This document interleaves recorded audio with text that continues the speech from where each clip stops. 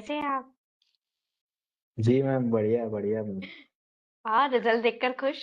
अच्छा है, first attempt में क्लियर किया, करेक्ट? हाँ, yes ma'am, first attempt. Nice nice. बताओ कैसा एक्सपीरियंस था, क्वेश्चन आंसर्स कुछ अलग थे या फिर मतलब लेवल ऑफ पेपर कैसा था? लेवल ऑफ पेपर मीडियम, मतलब मेरे लिए मीडियम ही था। बट कुछ कुछ चीजें नहीं आई थी। फॉर एग्जांपल कि कंसोलिडेशन में जॉइंट वेंचर ऐड किया था।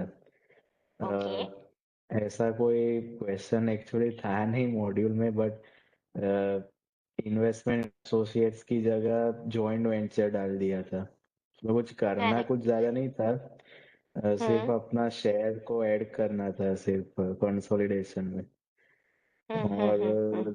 दूसरा तो थोड़ा बहुत ट्रिकी भी था, थोड़ा बहुत लेंथी भी था। डेट्स में काफी वो लोग मैनिपुलेट करते हैं, मतलब कि कई जगह पर डेट स्टार्टिंग में 1 जून ऐसा लिख देते, कई बार 30 जून लिख देते। तो उससे फिर मंथ्स की कैलकुलेशन में बहुत अगर हड़बड़ी में काम करता हूँ तो फिर थोड़ा मिस कैलकुलेशन हो जाता है।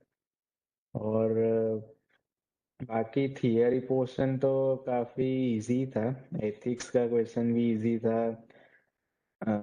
इंटेंजिबल असेट से ज्यादा आया था। फिर हाँ, लीज बैक का क्वेश्चन वो डिट्टो का डिट्टो आ गया था। जो हमने क्लास में किया था, और सेम।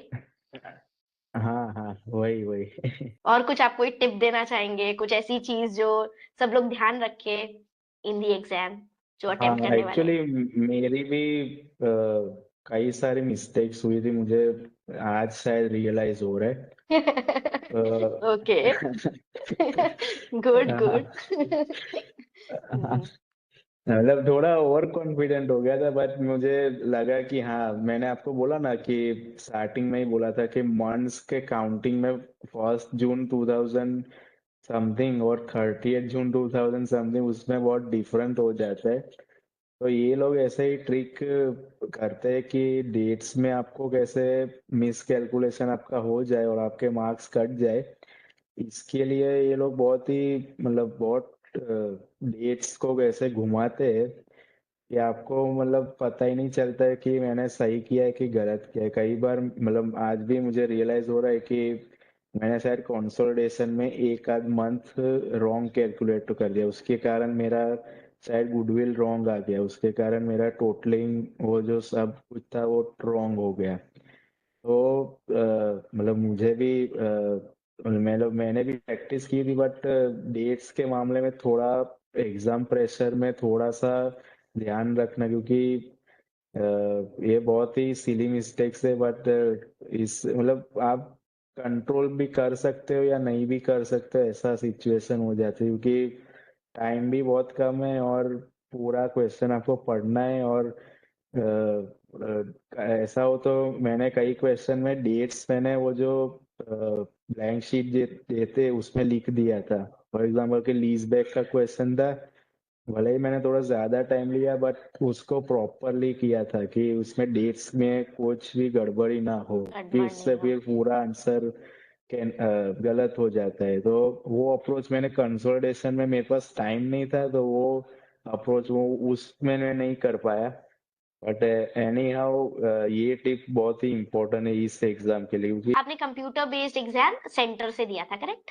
सेंटर लोकेशन से। हाँ, मैंने सेंटर से ही लिया था। ठीक है, तो वहां का कुछ एक्सपीरियंस आपको कुछ बताना हो उसके बारे में।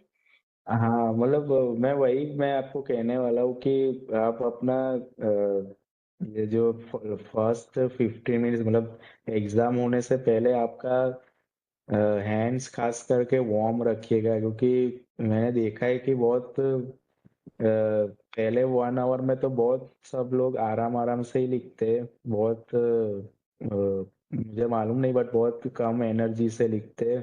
थोड़ा सोचते ज्यादा है पर लिखता हूँ, मतलब मैं भी उसमें ही हूँ कि लिखता कम हूँ। बट लास्ट के 2 आवर्स में फिर मुझे एक हम्म। लास्ट के टू ओके आवर्स सॉरी में। वो हाँ, कोई बात नहीं। हाँ, लास्ट के 2 आवर्स में फिर बहुत ज्यादा दिक्कत आ जाती है, तो रश इसीलिए मैं करना कहता हूँ पड़ता है। कि हाँ, इसीलिए मैं कहता हूँ कि थोड़ा प्रैक्टिस ज्यादा है करना, क्योंकि मैंने भी प्रैक्टिस की थी, बट मुझे एग्जाम में मैं जब बैठा तब मुझे थोड़ा मालूम चला कि मैंने भी कम प्रैक्टिस की थोड़ा आपने भी बहुत। आपने भी मॉक्स लिखे थे, मैंने आपको करेक्ट करके दिया था, करेक्ट है ना? हाँ हाँ।